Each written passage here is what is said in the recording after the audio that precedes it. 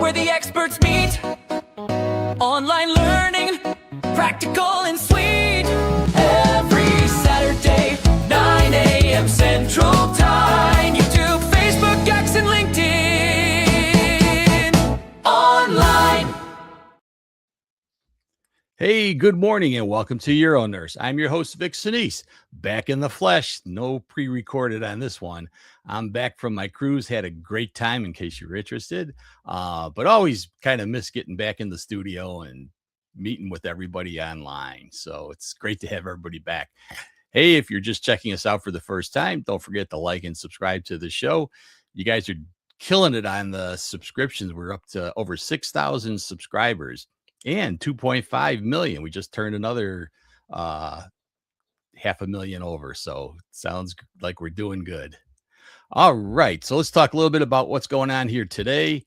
Urinary. Oh, wait a second. Before I do that, let me bring in my co-host here. So let me just, I always scoop that up. There we go. There we go. Lori, welcome to the show. Good morning, everyone. See, I got out of practice from being away. Yeah, I know. You're slacking. I'm telling you. But I'll get back into the groove. Don't worry. So how's everything going with you, Lori? Oh, I'm doing great. I'm glad you had a good trip.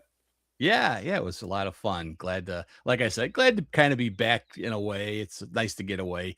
But it's weird when you're working and you go on vacation, you get away from everything, the stress of the job and all that. I'm retired. I'm not getting away from anything really. Not a lot of stress. I mean, the worst thing I had to do was had to power wash the deck yesterday, so I got away from power washing for a while. Oh, just rub it in, Vic. It'll happen to you someday. So, all right. Well, so not that far. I went too far into the show. Man, I really am out of practice. All right. So urinary tract infections remain one of the most common reasons patients seek medical care. Yet, diagnosis treatment continue to evolve as we face increasing antibiotic resistance and new prevention strategies. In today's program, I'll review the latest evidence on recognizing UTIs, selecting appropriate therapies, avoiding overtreatment, and helping patients reduce their risk of future infections. So, hey, everybody, thanks for joining us, and let's get started. Today on Urinary, I take a focused look at UTI updates for 2026. Diagnosis, treatment, and prevention explained, highlighting the latest evidence shaping clinical practice across urology, primary care, and long-term care settings. From evolving diagnostic strategies and the growing role of advanced urine testing to current recommendations in antibiotic stewardship and management of recurrent infections. This episode is designed to help keep healthcare professionals aligned with the most up-to-date guidance. Also, I'll review practical prevention strategies that can be applied in real-world clinical workflows to improve patient outcomes, reduce unnecessary antibiotic use, and support more accurate, timely decision-making at the bedside. In the management of urinary tract infections, healthcare professionals must move beyond the heuristic guessing, treating based on pattern recognition alone, and instead anchor decisions in objective antimicrobial stewardship principles. While clinical experience and symptom recognition remain important, reliance on assumption-driven treatment can lead to overdiagnosis, unnecessary antibiotic exposure, and increasing resistance, particularly in cases of asymptomatic bacteriuria or atypical presentations. Objective stewardship emphasizes evidence-based criteria, validating diagnostic testing, culture-directed therapy, and guideline concordant decision-making to ensure antibiotics are used only when truly indicated. By shifting from guesswork to structured clinical reasoning, clinicians can improve diagnostic accuracy, reduce collateral damage from inappropriate therapy, and support long-term preservation of antimicrobial effectiveness. In clinical practice, UTI treatment can be streamlined by applying two core principles: distinguishing localized lower urinary tract infections from systemic or complicated infections. Localized infections such as uncomplicated cystitis are typically confined to the bladder, presenting with dysuria, frequency, and urgency without systemic signs, and are generally managed with targeted, short-course oral antibiotics. guided by local resistant patterns and, when available, culture results. In contrast, systemic or complicated UTIs, including pyelonephritis, urosepsis, or infections in high-risk patients, require broader initial evaluation, blood and urine cultures, and often empiric broad-spectrum IV antibiotics, with escalation or de-escalation based on clinical response and susceptibilities. Applying this two-tiered framework helps clinicians avoid overtreatment of simple infections while ensuring timely, aggressive management of infections that pose risks for systemic illness and adverse outcomes. Now, the golden rule for asymptomatic bacteria is simple but critical. Do not treat it with antibiotics unless there is a specific, evidence-based exception in most patients, including older adults, those with diabetes, indwelling catheters, and long-term care residents. Bacteria in the urine without urinary symptoms represents colonization rather than infection and should not trigger antimicrobial therapy. The key exceptions where treatment is indicated include pregnancy and certain urologic procedures with anticipated mucosal bleeding, where reducing infectious risk is clinically necessary. Adhering to this principle is central to antimicrobial stewardship, as unnecessary treatment of asymptomatic bacteriuria contributes to resistance, adverse drug events, and disruption of the normal microbiota without improving patient outcomes. In patients with dementia, clinicians often face the mortality paradox, where the instinct to aggressively treat suspected urinary tract infections may inadvertently shift care towards avoidable harm rather than meaningful survival benefit. Overdiagnosis of asymptomatic bacteriuria or nonspecific symptoms such as confusion or functional decline can lead to unnecessary antibiotic exposure, hospital transfers, delirium, and complications like C. difficile infections, all of which may worsen overall outcomes and quality of life. Now, at the same time, true urosepsis is a real and time-sensitive emergency where delayed recognition and treatment can increase mortality. The clinical challenge is therefore careful differentiation, recognizing objective signs of systemic infection versus nonspecific behavioral or cognitive changes common in dementia, so that clinicians avoid both overtreatment and undertreatment. This balance is central to reducing preventable harm when ensuring rapid intervention when sepsis is genuinely present.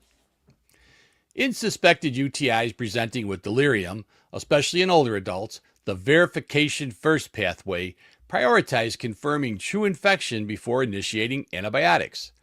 Rather than attributing acute confusion automatically to urinary infection, clinicians first assess for objective evidence of infection, including localized urinary symptoms, fever, hemodynamic instability, and supportive laboratory or culture data, while simultaneously evaluating alternative causes of delirium such as dehydration, medication effects, metabolic disturbances, or environmental triggers. Urinalysis and culture are interpreted cautiously, recognizing that bacteriuria is common in older and institutionalized populations and may be incidental. This structured approach reduces diagnostic anchoring, preventing unnecessary antimicrobial use, and ensures that antibiotics are reserved for cases where there is clear clinical correlation between symptoms and confirmed infection, thereby aligning delirium management with both patient safety and antimicrobial stewardship principles. Continuous remote monitoring, including multi-layer perceptron machine learning models, is increasingly being explored as a tool to support early detection of clinical deterioration in patients at risk for conditions such as complicated UTIs and urosepsis. These systems integrate continuously collected physiological and clinical data, such as vital sign trends, laboratory patterns, and nursing documentation, to identify subtle preclinical signatures of worsening infection and generate early alerts before overt symptoms emerge. When appropriately validated and integrated into clinical workflows, such models can enhance situational awareness, prompting earlier assessment, diagnostic confirmation, and timely escalation of care. However, their effectiveness depends on careful calibration to minimize false positives. avoidance of alert fatigue, and ongoing clinicians' oversight to ensure that algorithmic predictions are interpreted within the broader clinical context rather than replacing bedside judgment. Hey, I warned you this AI would be creeping into our practice. In UTI management, a key system-level tension is the speed of certainty, where legacy workflows often rely on urine culture confirmation that can take up to 48 to 72 hours, versus emerging rapid diagnostic platforms that can provide actionable microbial identification and resistance data in as little as 4 to 6 hours. While traditional culture-based methods remain the diagnostic gold standard, their delayed turnaround can perpetuate empiric broad-spectrum antibiotic use, potentially increasing resistance and prolonging inappropriate therapy. Rapid diagnostics, when integrated into stewardship pathways, allow earlier de-escalation or targeted therapy, improving clinical precision and reducing unnecessary exposure. The challenge for healthcare systems is not only adopting faster technologies, but also redesigning workflows so that rapid results are acted upon in real time, ensuring that faster certainty translates into better clinical decisions rather than simply faster data accumulation. Now, the European Association for Urology guidelines take a restrictive, stewardship-focused stance on fluoroquinolone use in urinary tract infections due to well-documented safety concerns and increasing resistant patterns.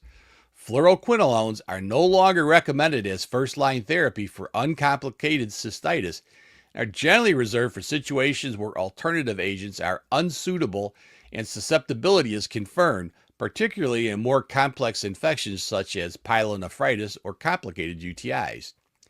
The guidelines emphasize that their use should be guided by local resistant data, culture results, and careful risk-benefit assessments, given the potential for serious adverse effects including tendinopathy, QT prolongation, diglycemia, and rare but severe neurologic or aortic complications.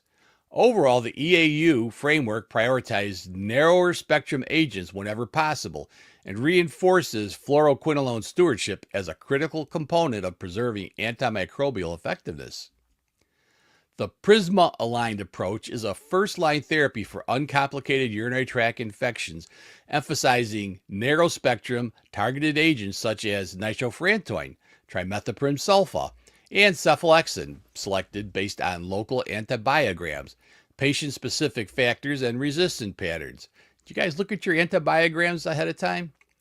Nitrofurantoin is often preferred for uncomplicated cystitis due to its high urinary concentration and low collateral resistance, provided renal function is adequate, while trimethoprim sulfa remains appropriate when local E. coli resistant rates are acceptable and there are no contraindications.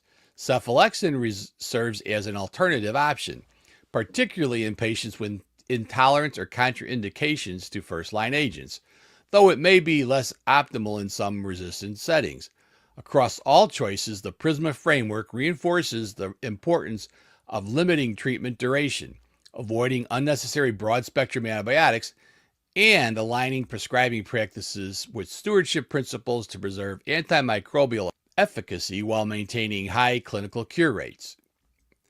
In systemic, complicated urinary tract infections, a structured, empiric pathway stratifies therapy based on risk of resistant organisms and clinical severity, beginning with broad IV coverage and early de-escalation once data are available. And in patients without specific risk factors for resistant gram-negative pathogens, empiric ceftriaxone 1 to 2 grams IV every 24 hours is often appropriate. However, in patients with higher risk features for Pseudomonas, anti-pseudomonal agents such as ceftizimid 2 grams IV every 8 to 12 hours are preferred. And where extended spectrum beta-lactamase producing organisms are a concern, carbapenem therapy such as ertapenem 1 gram IV every 24 hours is commonly utilized as initial coverage. Across all pathways, antimicrobial stewardship mandates rapid reassessment with culture and, where available, 6-hour rapid susceptibility data to enable early transition from empiric IV therapy to targeted oral agents. minimizing exposure, resistance selection pressure, and hospitalization duration while maintaining clinical efficacy. Hey, new drug, gepotidacin, is the first in class, oh boy, I'm going to murder all these names, triazoxanofillin antibiotic with a novel mechanism of action that inhibits bacterial DNA replication by targeting two distinct type 2 topoisomerase enzymes, DNA gyrase and topoisomerase 4, at a different binding site than fluoroquinolones, which helps preserve activity against many resistant uropathogens. It has shown strong clinical utility in uncomplicated urinary tract infections, particularly against common pathogens such as E. coli, including strains with resistance to standard first-line agents. In clinical trials, gepotidacin demonstrated non-inferiority to nitrofurantoin with a favorable safety profile, offering an oral treatment option that may help reduce reliance on fluoroquinolones and broaden stewardship-aligned choices for resistant infections. Ongoing evaluation focuses on resistant development, optimal stewardship positioning, and its potential role in future outpatient UTI algorithms. Here's another new one. Sublingual immunoprophylaxis with MV140 represents a novel, non-antibiotic preventative strategy for recurrent urinary tract infections, utilizing a polybacterial vaccine formulation designed to stimulate mucosal and systemic immune responses against common uropathogens such as E. coli, Klebsiella, Enterococcus, and Proteus. Administered orally under the tongue, MV140 aims to enhance innate and adaptive immunity at the urothelial level, reducing the frequency and severity of recurrent infections without contributing to antimicrobial resistance. Emerging clinical studies suggest a significant reduction in UTI recurrence rates and decreased antibiotic use in selected patients, particularly those with recurrent uncomplicated cystitis. While not universally incorporated into major guideline pathways, MV140 is gaining attention as part of a broader antimicrobial stewardship and preventative urology strategy, with ongoing research needed to define long-term efficacy, durability of response, and optimal patient selection criteria. Wow. Now a word about CAUTI, catheter-associated urinary tract infections. They remain one of the most common healthcare-associated infections and is largely preventable through strict adherence to catheter necessity, insertion techniques, and maintenance protocols. Risk increases with prolonged catheter dwell time, breaks in a closed drainage system, and improper perineal or catheter care, making early removal the most effective preventative strategy. Importantly, bacteriuria is nearly universal in long-term catheterization and does not alone indicate infection. Diagnosis of CAUTI requires compatible clinical signs such as a fever, suprapubic or flank pain, or systemic features of infection. Management should prioritize confirmation of true infection, replacement or removal of the catheter when indicated, and culture-directed antimicrobial therapy rather than empiric treatment of asymptomatic bacteriuria. A strong CAUTI prevention program integrates nurse-driven removal programs, daily catheter necessity review, and antimicrobial stewardship to reduce both infection rates and unnecessary antibiotic exposure. So, in summary, modern UTI care and healthcare practice is increasingly defined by precision, stewardship, and disciplined clinical verification rather than reflexive treatment of years ago. Across uncomplicated, complicated, catheter-associated, and typical presentations, the central principles remain consistent. Confirm infection before treating, stratify severity accurately, and match antimicrobial intensity to true risk while minimizing unnecessary exposure. Rapid diagnostics, structured pathways, and emerging preventative strategies are reshaping decision-making, but they must be anchored in clinical context and guideline-directed practice to avoid both overtreatment and missing serious infections. Ultimately, improving outcomes depends on integrated evidence-based medicine with thoughtful bedside assessment, ensuring that antibiotics are used deliberately, sparingly, and only when clearly indicated. So now we'll go to questions. Hey, Lori, welcome back. So, lot of stuff to unpack, and I thought I'd kick off with a question to the audience that's watching. What's your go-to antibiotic for what you would probably consider an uncomplicated UTI? And I'll start with you, Lori, and fans, you can put it into the comments. It's definitely nitrofurantoin. But again, you do Yeah. have to be careful. We use a lot of Bactrim as well.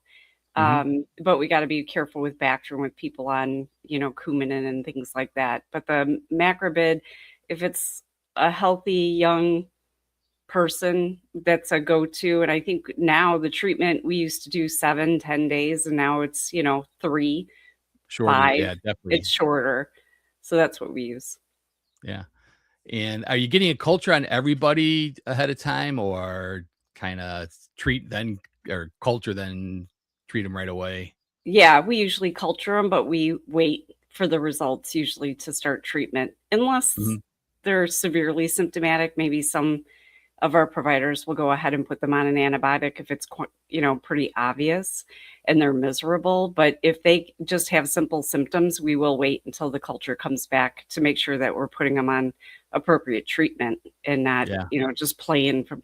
I mean, I remember the days that everybody was thrown an antibiotic without a culture. If they had symptoms, we would just put them on it. And now it's just more conservative just because of the resistances.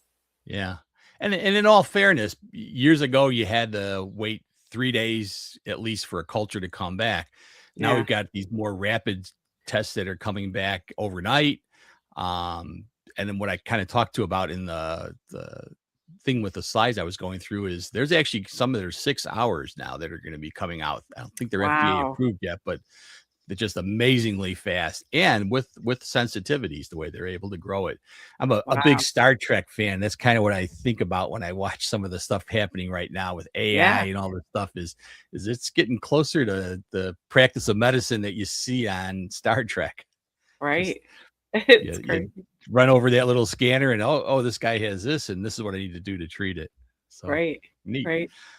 All right, and I'm not seeing anybody putting in any of their choices for antibiotics. So if you haven't had a chance, put them in the comments. We'll get them and we'll talk about them.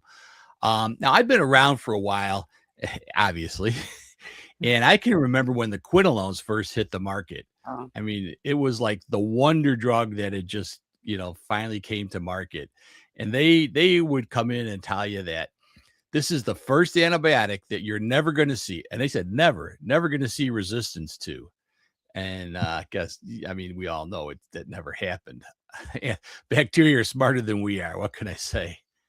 But do you use quinolones much anymore? you know what? It was funny because the other day was the first time in a really long time that I had a patient. He was extremely sick. He had gone to the hospital, he was hospitalized and so forth, and he was on Cipro. And I was like, wow, they actually put that person on Cipro. You just Yeah, don't see it anymore. I mean, we used to use it, we used to give a Cipro to every procedure. We used to do right. prostate biopsies, cystos. It was all on hand. We any male who had prostatitis symptoms, they got 30 days of it over and over and over. And you just They don't see gave that them out anymore. like breath mints. Yep. I Yep. mean, it was really crazy, but they were really good at marketing too. So I'm sure that's had something to do with it, especially Cipro. Yeah. When the first one came out, Neuroxin, it was marketed as the first new drug, and then the ciprofloxacin came out, and those guys they knew how to market. It was Did like you see a lot of the tendon rupture? we saw some, not a lot. How about yourself? Yeah, same here. I mean, there was a fair amount. Let's just put it Yeah, that way. Yeah. more than you'd like to, more than I would want to ever take Cipro for, Correct. because it's Correct. not a nice thing to And see. patients were aware of it, you know. Yeah, They would bring it up like, "Oh, well, I already have this issue. I don't want a chance having, a tendon rupture," and then we switch it. But yeah. yeah. And on the other hand, patients would come in saying, "Oh, don't give me that nitrofurantoin. I know the only thing that'll work is Cipro." So Correct. they were demanding it. So it's For kind of a sure. Yep. strange way. So we do have a couple comments coming in here. Fran, welcome to the show, Fran. Excellent presentation. There's so much controversy as what to do and when to do it. Can't argue that one. And then Janelle Finn, nitrofurantoin is their first choice in the office. That's funny. Now they're talk about a drug. Now that was right before I started practice when that one came in. But one of the urologists I worked with, who was about 10 years older than I am, was there as a med student when it first entered into the system. And he said it was like those reps were. He said, "You think Cipro reps were big? Those guys were even bigger." Wow. He said that was the miracle drug. Now, how about this new one, Blue Jeppa? Have you had any? You know what? I've seen the name. I've seen the brochures. I don't think we have tried that one yet. It's probably not covered, is my guess. So could be. You know, could be. I don't know. I don't have experience with it and see what the coverage is on that. So first new antibiotic to come out, it was let's see, 2025 is when it officially got passed. 1,500 milligrams twice a day for 5 days. Side effects: diarrhea, nausea, abdominal discomfort, flatulence, and headaches. Oh, that's always good. But again, one of those things, March of 2025, it was for treatment of uncomplicated urinary tract infections. First new class of oral antibiotics. And that's really the strange thing that happened, is this slowdown in any antibiotics coming to market. Right. I guess the question is too, when they do the sensitivities, what does it fall under? I'm not sure. Yeah, I'm not sure either. Yeah. One of the drawbacks of being retired and out of practice is you don't keep up with all the latest, except what I can read in research. I keep up with that way, but it's a lot of good questions. Anybody out there in the audience that's used it or heard of it, feel free to tell me. The other one I was really kind of surprised about, and I don't know if this one's out on market yet or still experimental, but where you take this dead bacteria and put it under your tongue.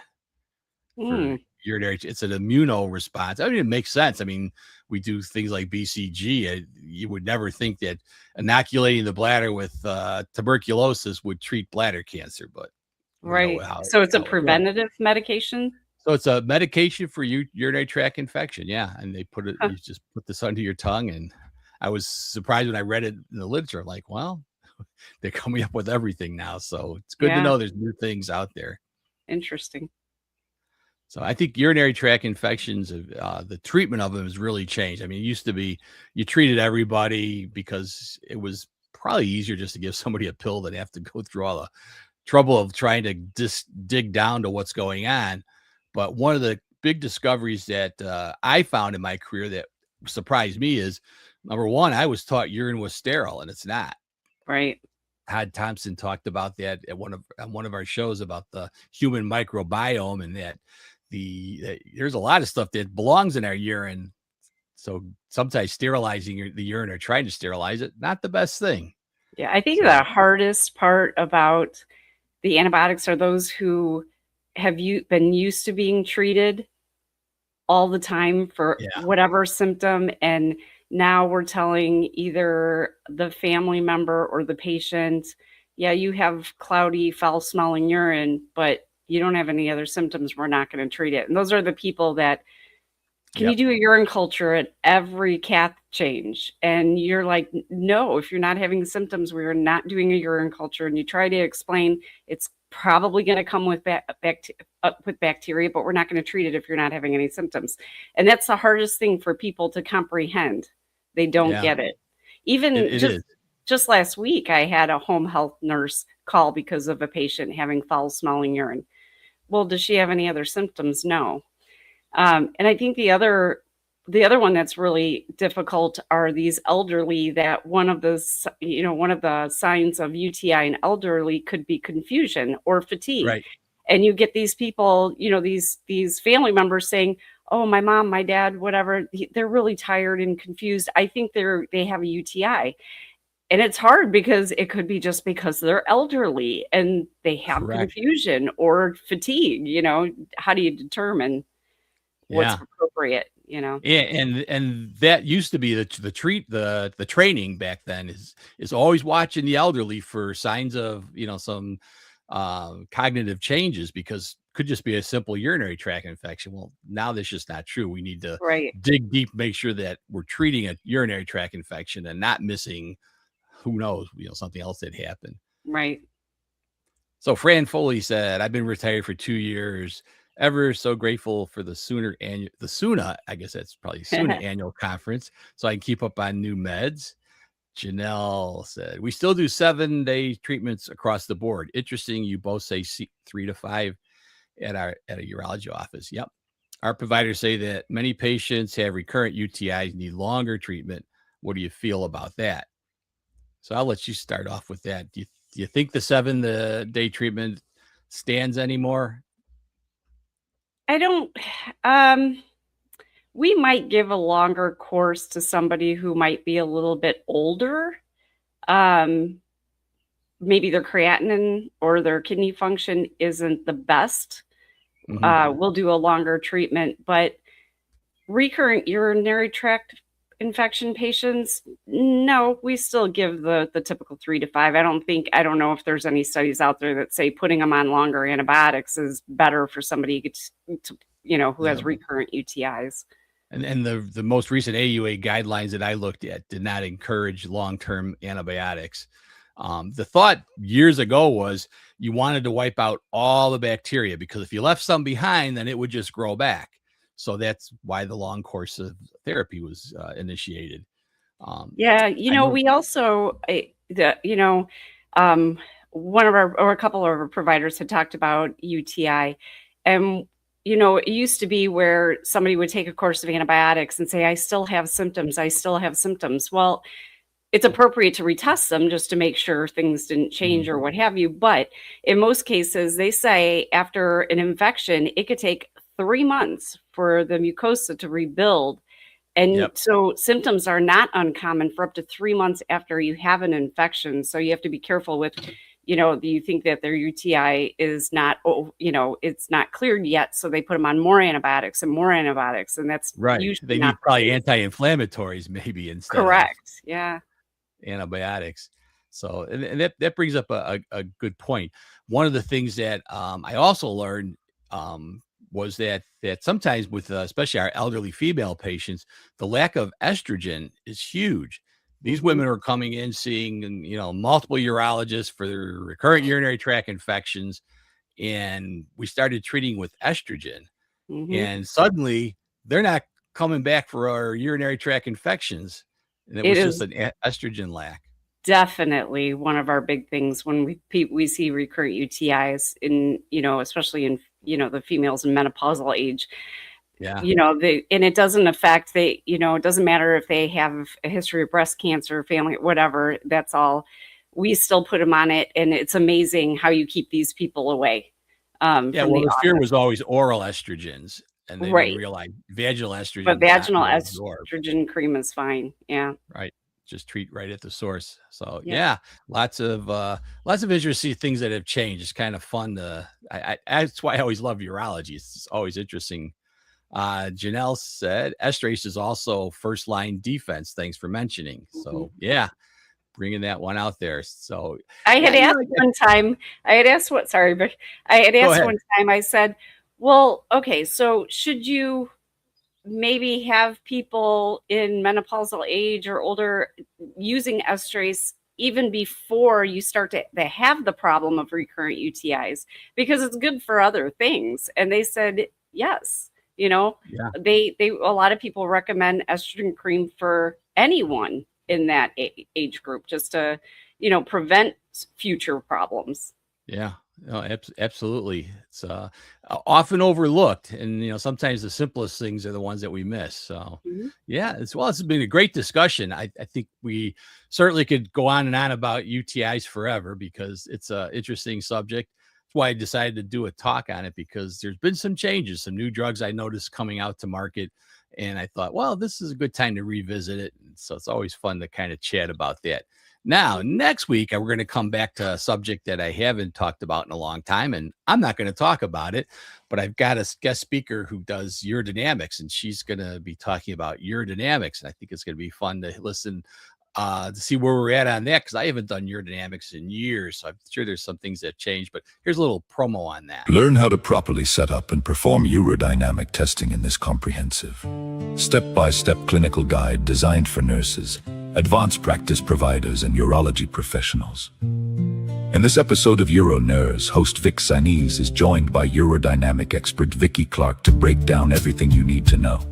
Whether you're new to urodynamics or looking to refine your technique, this episode provides practical insights, real-world tips, and expert guidance to help you deliver safe, accurate, and patient-centered care.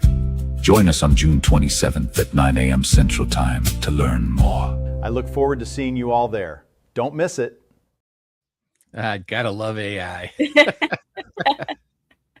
And I've never met Vicky Clark personally. We've just been going back and forth. I met her on LinkedIn and saw that she did urodynamics, and she's really excited to be on the show. So I'm sure it's going to be a great show just with her excitement that we've had so far going back and forth. So tune in for that. If you're not doing urodynamics, maybe you might start doing them. If you are doing them, I always find a tip or two that you can learn. So. I'm telling you, I always love urodynamic talks. Love them. Yeah, absolutely. And I think it's still a test that's really important. Sometimes taking somebody to surgery who's not going to benefit because their bladder's shot, best to know that beforehand so you can have that discussion with the patient rather than putting them through all this and then they're still no better. Patients don't like failure too much. They start losing their trust. Right. All right. Well, Lori, it's been great. We'll see you again next week, hopefully. Enjoy your summer between all the rain that we've been having. But you know what? I'm not complaining about the heat. We've had some of the best weather. Now, yes, I was in Florida, and on the cruise. Let me tell you, if you like Florida, great. You could have it because it's like 94 degrees. It was so hot. I went to get into the hot tub, which doesn't make sense, I know. But the floor was so hot, I almost like burned my feet just walking those couple of steps where I took my flip-flops off. It's just crazy. Not a problem outside here. It's been like in the 70s. I still haven't turned my air conditioning on. That's how nice it's been. That's great. So, got a nice cool breeze off the lake coming in all the time. So not complaining. All righty, everybody. We'll see everyone next week on Urinary. So here